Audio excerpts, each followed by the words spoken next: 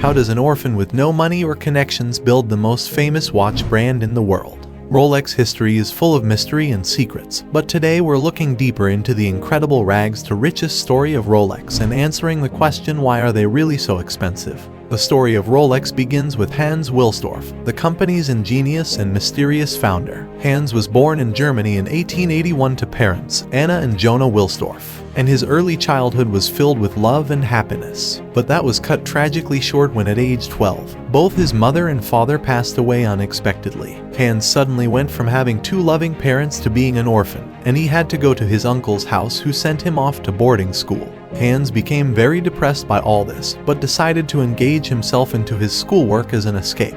He seemed to enjoy learning different languages, which later helped him to move abroad once he'd finished school. After graduating, Hans went to work in Switzerland at a company called Kuno Korten, a large exporter of pocket watches. Since Hans spoke German, English, and French, he worked as a clerk for the firm.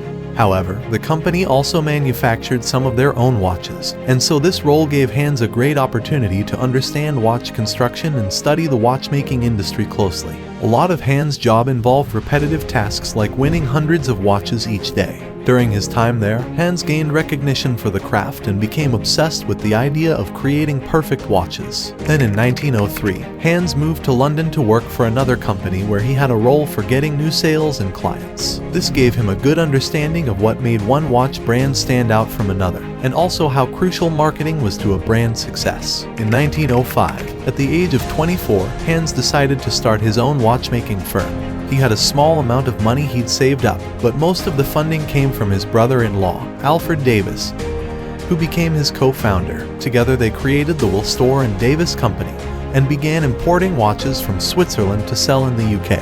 However, in those days, wristwatches were nowhere near as popular as they are today. How were mostly regarded as women's jewelry. Hence then used an old connection from when he'd worked in Switzerland to import Swiss-made mechanisms so they could begin creating high-quality wristwatches. Of course, Hans knew quality alone wasn't going to be enough, and that brand recognition was going to be the most crucial element of all.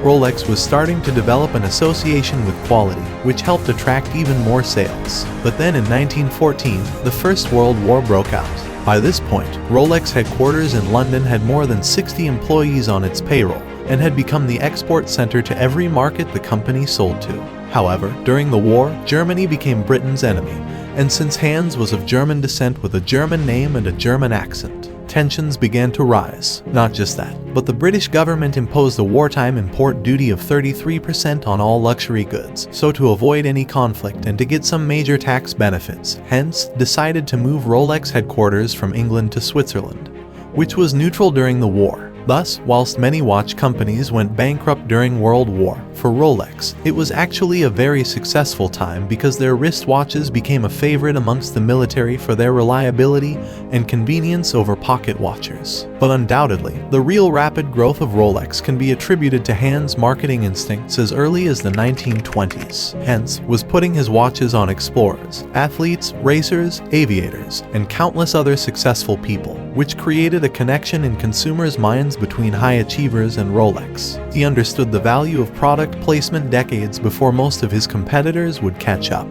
Then in 1926, Rolex created the world's first commercial fully waterproof watch under the name Oyster, and Hans had the perfect idea of how to market that too, as he'd heard about a woman who was gonna swim the English Channel, and Hans convinced her to do so, wearing Rolex's new waterproof watch. After over 10 long hours in the cold water, she emerged with the Rolex Oyster completely intact, generating lots of headlines about Rolex's new products. After 5 years, when Rolex's engineers developed the perpetual rotor, which automatically wound a watch, something that had been previously considered impossible. Hans also made it his mission to ensure the most popular people in the world wore a Rolex, especially those involved in daring challenges. For example, the first flight to Everest was performed by a crew wearing a Rolex Oyster, and Malcolm Campbell wore a Rolex watch when he set a land speed record in Utah back in 1935. And so it was really this combined strategy of great marketing mixed with new innovations that allowed Rolex to keep rapidly expanding and become more and more popular. Like how in 1945, on the 40th anniversary of the company, Rolex released another new model called the Date, just the world's first automatic watch to feature a date window on its dial. However, shortly before the ceremony to announce this Hans was banged by another tragedy when he lost his wife Florence, who passed away due to an illness. This was obviously a devastating period for him. He'd been orphaned at 12 and was now widowed at 63 with no children. Hans was a master of watches, but not a master of time, and it was beginning to think more about his own mortality. And thus Hans spent the next few years developing a way to ensure the future of his empire that he'd built from scratch would be kept in good hands. That's why in 1946, he established the Hans Wilsdorf Foundation and transferred his 100% ownership stake in Rolex to the foundation. To this day, this organization still maintains full ownership and control of Rolex, and since it's a foundation and not a company, there are no corporation taxes on any profits. Instead, a large percentage of the money goes towards charitable causes, including the training of watchmakers. Although it's reported, not all of the money goes to charitable causes, but since Rolex is owned by the trust, there are no shareholders and no requirements to disclose its financial activities. This structure allows Rolex to maintain a very high secrecy. So despite being the most well-known watch brand in the world, very little is known about the internal affairs of the company, including who exactly manages it, how much money the company is making, or what they're doing with that money. And so some might say the foundation is mean, a clever way to protect the wealth and power of Rolex. Rolex's employees also have strict non-disclosure agreements, and it's reported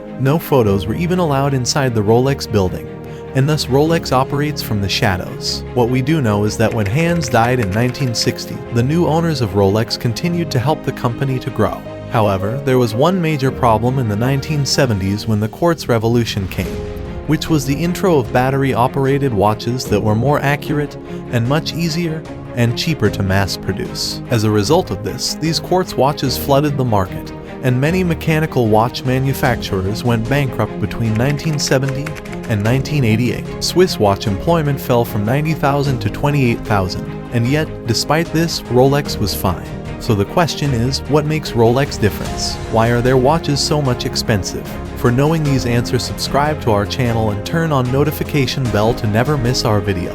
And stay tuned for next part of this amazing story. I think you have already liked this video, however, thanks for watching and I will see you in the next one.